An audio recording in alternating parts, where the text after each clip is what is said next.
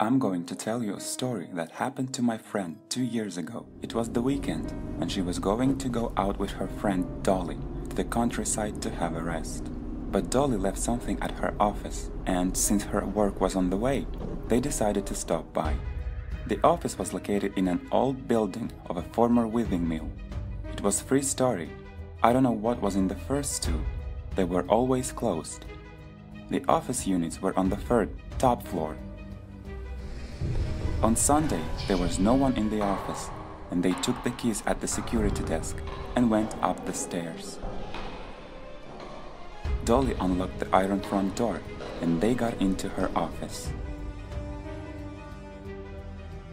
They found themselves in a small hallway, where the doors of several offices and the restroom door opened into.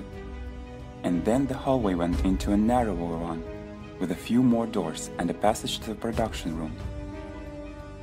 Quickly finding what she needed in her department, she asked to wait and went to the restroom. "Do it quick, I need to as well," my friend muttered, and waited for her in the dark of the hall. I don't know why, but they didn't turn on the hallway lights. Maybe they were hoping to make it quick, or she didn't know where the switch was.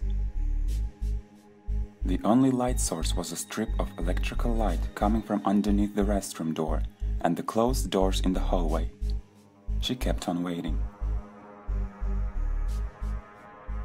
Suddenly, the handle of one of the doors right in front of her began to twitch furiously from the other side. It felt like someone was trying to get out. The hairs on the back of her neck bristled. She knew they must have been alone there because it was them who opened the office. With a weird voice, she yelled at her friend to get out quickly or let her in. There was somebody there.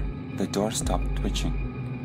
Her annoyed friend came out of the restroom and listened skeptically to her and said that it was probably wind.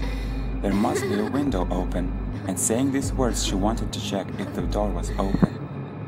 But the cranky door started twitching again like it was being pulled from the other side.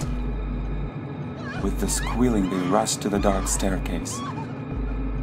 As soon as they closed the iron office door and turned the key in the lock, there was a hit.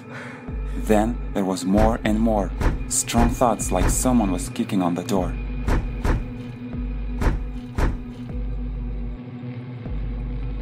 They almost broke their legs as they ran downstairs.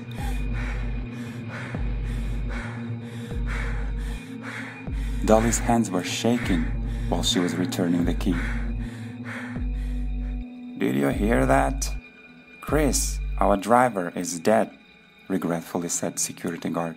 "He went missing 2 days ago and was found dead at home. He lived alone." Dolly got in the car being very pale. "That office," she said. "That's where the driver always hanged around."